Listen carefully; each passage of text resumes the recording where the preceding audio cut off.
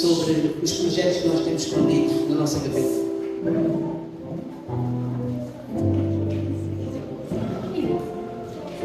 Consegues ouvir? Eu acho que é do microfone.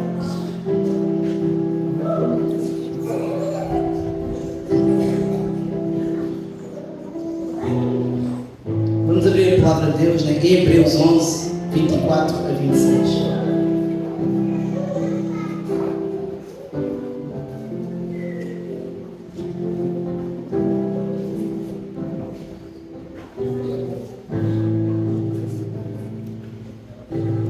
Amém? Já tudo abriram? Amém? Então a palavra de Deus diz: pela fé, Moisés, sendo já homem feito, recusou-se a chamado filho da filha de Faraó, preferindo ser maltratado com o povo de Deus, e usufruir por algum tempo os prazeres do pecado. Considerou a afronta por causa de Cristo uma riqueza maior do que os tesouros do Egito, porque contemplava a recompensa. Então hoje, irmãos, eu quero que vocês quero convidar-vos a mergulhar numa história que nos mostra como Deus transforma aquilo que parece um problema uma plataforma, ou então pode ser um trampolim. Sabem o que é um trampolim? Uma mesa de salto, uma cama elástica. Ou seja, ele transforma qualquer problema numa plataforma. Aquilo que parece às vezes ser o fim, é o começo. Às vezes ele transforma um fim em começo.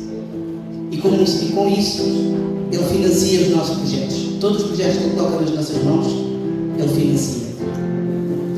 Então aqui podemos ver que Moisés usou o conforto do palácio para viver o propósito. E isso muda tudo. Então podemos ver que nesta altura, se nós formos à palavra, no contexto histórico daquele momento, Moisés nasceu num tempo muito perigoso. Porque naquele tempo todos os homens que nasciam, os rapazes que nasciam, eram mortos. Porque Israel estava a multiplicar-se no Egito. E o faraó estava com medo que o crescimento do povo hebreu ultrapassasse os Jesus. Então decretou a morte de todos os meninos recém-nascidos. Nós podemos ver isso em Êxodo 1:22. Então Moisés nasce num tempo em que era de morte para os meninos. E em Êxodo 2:2 diz: e viu que ele era formoso e escondeu por 3 meses. Jocbed gerou Moisés, mas num tempo em que ser menino era sentença de morte. Então às vezes os maiores projetos de Deus vêm embalados em problemas. Então a pergunta para hoje: o que é que estás a gerar? Parece um problema, mas pode ser o teu chamado, ou o teu propósito.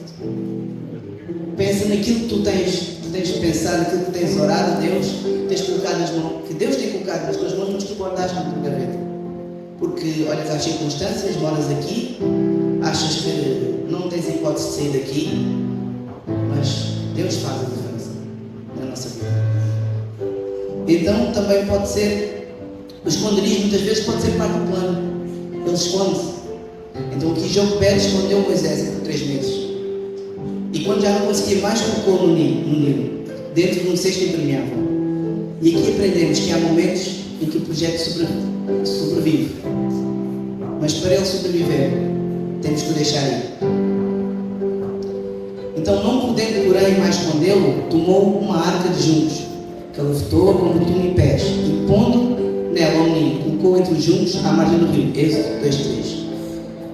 Ou seja, Jocbed não desistiu do seu filho. Ela confiou em Deus e largou o controle, entregou nas suas mãos, nas mãos de Deus.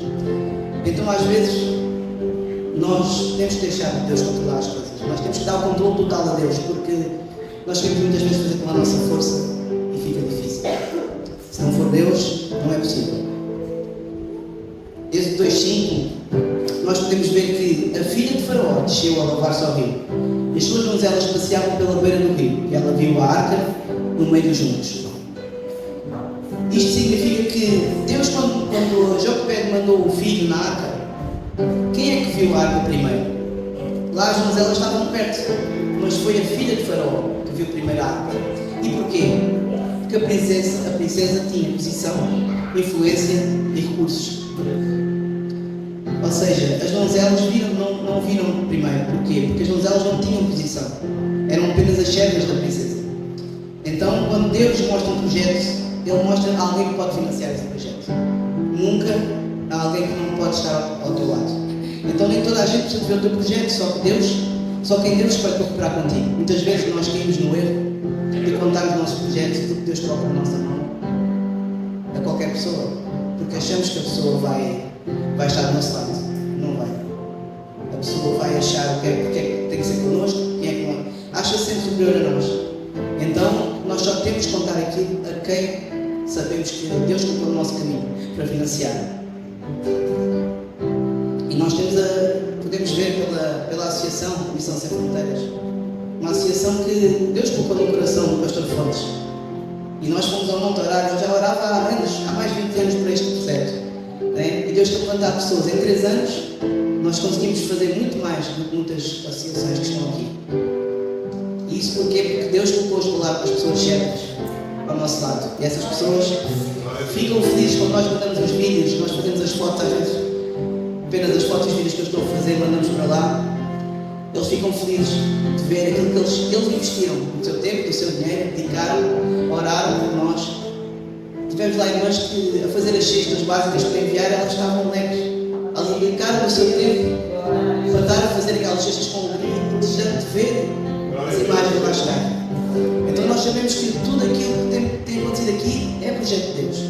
Levou tempo, mas Deus fez e vai continuar a fazer. Amém? Então Deus levanta pessoas, estratégias, conexões divinas. Aqui Deus fez a filha do homem mais poderoso do Egito se compadecer. Isso não é coincidência, é estratégia divina. E ela teve compaixão dele e disse: este é um dos meninos dos hebreus, Êxodo 2:6. Mesmo sendo egípcia, ela reconheceu que o menino era hebreu, mas decidiu criá-lo da mesma forma. A compaixão da princesa era a provisão de Deus para o projeto que Joquebed gerou. Joquebed gerou o projeto, mas não tinha dinheiro para financiá-lo, né? Então nós às vezes podemos ver que as donzelas, neste caso as servas, podem caminhar ao nosso lado, mas só quem tem o propósito, só quem vê o propósito em nós, é que Deus coloca ao nosso lado para caminhar connosco. Amém? E depois, do outro ponto que eu pus aqui, a entrega gera provisão. Quando nós entregamos nas mãos de Deus, não deixa que nada falte. A Miriam, a irmã de Moisés, corre até à princesa e oferece ajuda. E a princesa pede a alguém que amamente um menino. E Miriam vai buscar quem? A mãe de Moisés. Vai, e a moça foi e chamou a mãe do menino. Então a filha de Faraó disse: leva este menino e cria-me, e eu te darei o teu salário. Êxodo 2:8 e 9. Então, o que é que podemos ver aqui? Que Joquebed agora recebe o salário para cuidar do próprio filho. Antes, ela cuidava por amor. Agora continua a amar, mas com provisão. Então nada vai faltar àquela criança.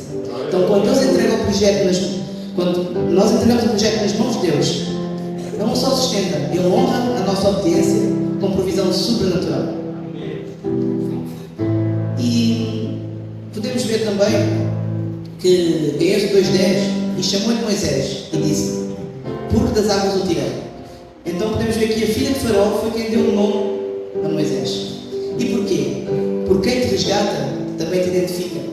A pessoa que está ao nosso lado, ela identifica em nós aquilo que Deus coloca na nossa mão. E então ela não era bem biológica, mas Deus usou-a para proteger o menino e marcar a sua história.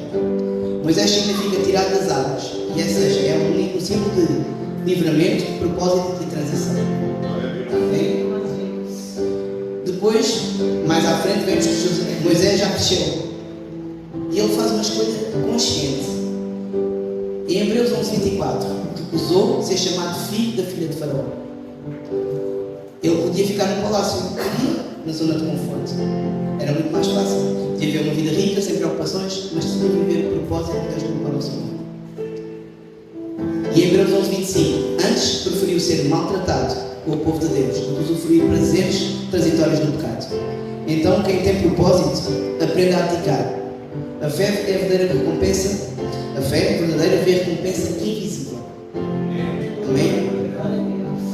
Então o projeto foi crescendo, Moisés foi crescendo. Mesmo escondido, o menino crescia. Em Êxodo 2:2 e 3. Então se é de Deus, cresce sem palco, desenvolve-se sem visibilidade. Porque a semente divina não depende de aplausos, só de raiz. Nós temos que ter uma raiz sólida. Nós mesmo que queiramos que seja mais à frente, queremos as coisas para onde? O ser humano é assim, por natureza. Nós queremos as coisas para ontem. Mas com Deus não funciona assim. Ele tem que nos preparar para aquilo que Ele vai colocar nas nossas mãos. Porque Ele, quando coloca algo, tem que ser algo bem feito e perfeito como Ele. Não é de qualquer forma. Então nós temos que estar sólidos, solidificados. Não é? Na rocha temos que ter uma raiz forte. Então o que é que nós podemos aprender aqui? Que Deus dá projetos, mas também cuida dos recursos. Ele não coloca na nossa mão sem preparar os recursos para nós. Então, em Filipenses 4,19 diz assim: o meu Deus suprirá todas as vossas necessidades, segundo as suas riquezas em glória por Cristo Jesus. Então, tem que haver também uma entrega, porque a entrega é o caminho para o propósito. Aquele que perder a sua vida por amor a mim, achar lá, Mateus 16:25. E podemos ver que nem todo o problema é um problema. Pode ser apenas uma resposta embrulhada. Joquebed queria salvar o filho, mas Deus queria salvar uma nação. Então, porquê? Porque Deus pensa maior para nós. Porque os meus pensamentos não são os vossos pensamentos. Nem os vossos caminhos, os meus caminhos, diz o Senhor. Em Isaías 55:8. Então, talvez tu hoje estejas alguém que tenha um projeto na gaveta. Se calhar nunca pensaste que Deus pode usar-te.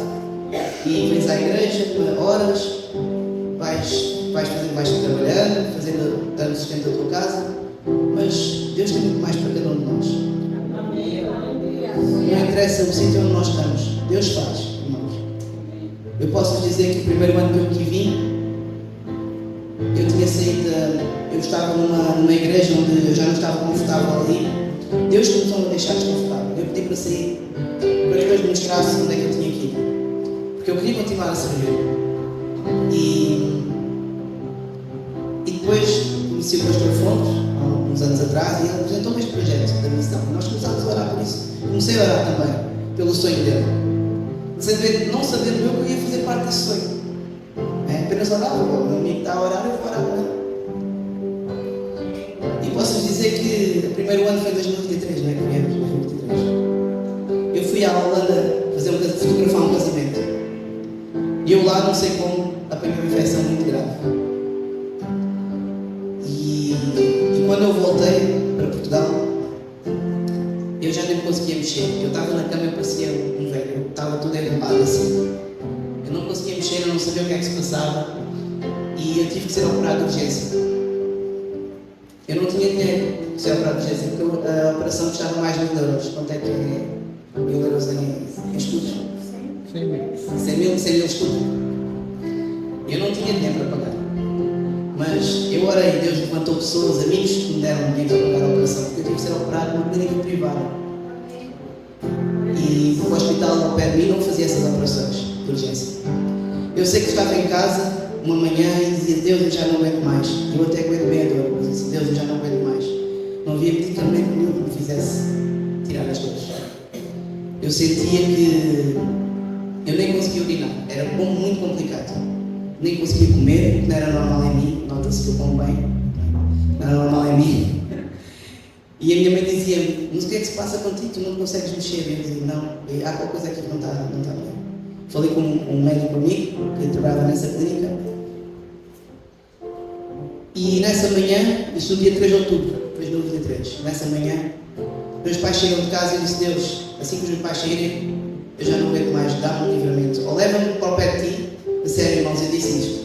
Ou leva-me junto de ti, ou então dá-me um livramento que eu já não aguento mais estas dores, tira estas dores. Meus pais saíram de casa para trabalhar e eu vou direito à casa de banho e senti abrir na minha virilha uma ferida e sair um sangue dentro da ferida. Saiu sangue mesmo. Eu a seguir levanto um alívio tão grande. E eu levanto e consigo ficar de pé, mas fui operado na mesma. Mas fiquei de pé e consegui andar. Entretanto, a ferida fechou novamente, não saiu mais sangue. Foi só naquele momento. E eu tínhamos viagem marcada para dia 13 de outubro. E eu fui operado dia 4. E diziam assim: vais ser operado, não vais? Está doido, tu não vais para Cabo Verde. Eu disse: em Cabo Verde, tu nunca lá tiveste. Vais ter injeções, mas nunca lá tiveste, aquilo não tem saúde como é aqui. E disse: está bem, eu vou orar. Eu fui operado dia 4, no dia 5 estava a sair do hospital. Dia 11 serei os pontos, para não tinha viajar com pontos, dia 13 estava a viajar para aqui.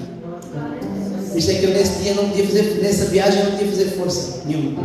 Até o pastor Douglas estava com cuidado comigo, que eu até estranhei. Tinha cuidado para não fazer força, tirava umas malas da mão.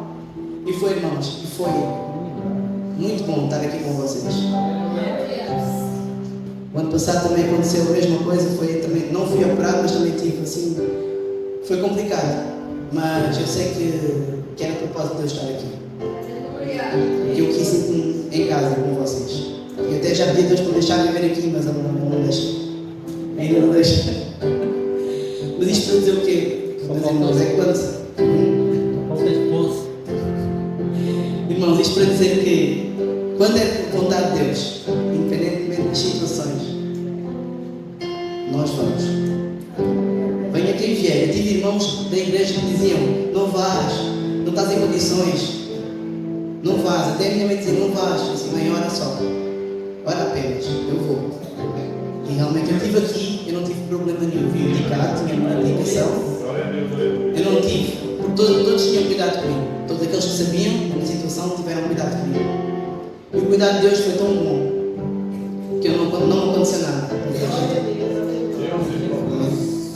Então, irmão, se tens um projeto escondido no teu coração, se Deus colocou no teu coração um projeto escondido, já tens há muito tempo esse projeto, coloca nas mãos de Deus. Eu quero que vocês possam vir aqui à frente e entregar o vosso projeto nas mãos de Deus. Enquanto a Naomi vai ministrando uma música,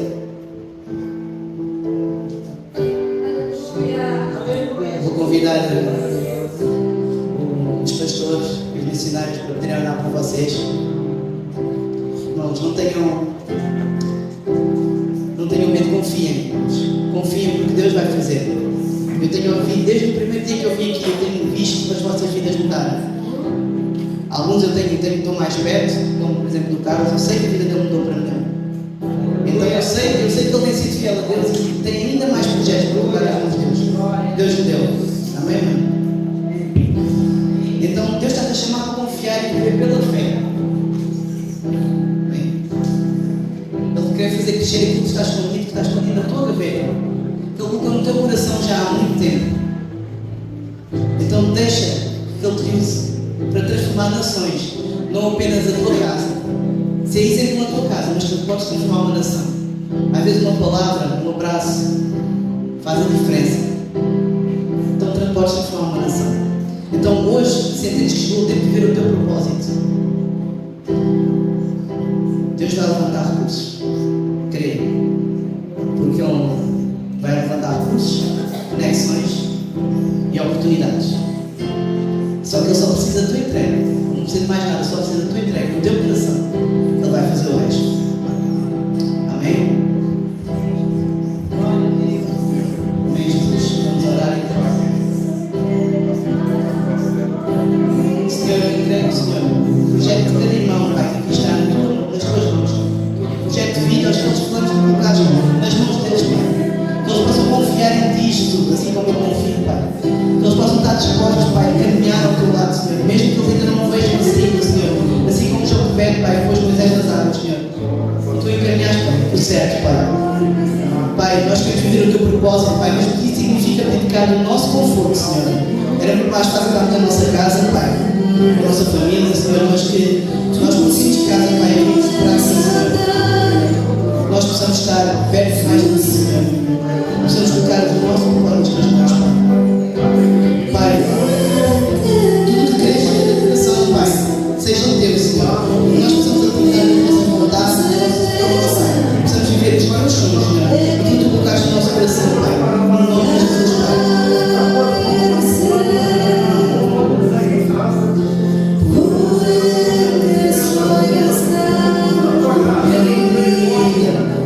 Usa a tua vida para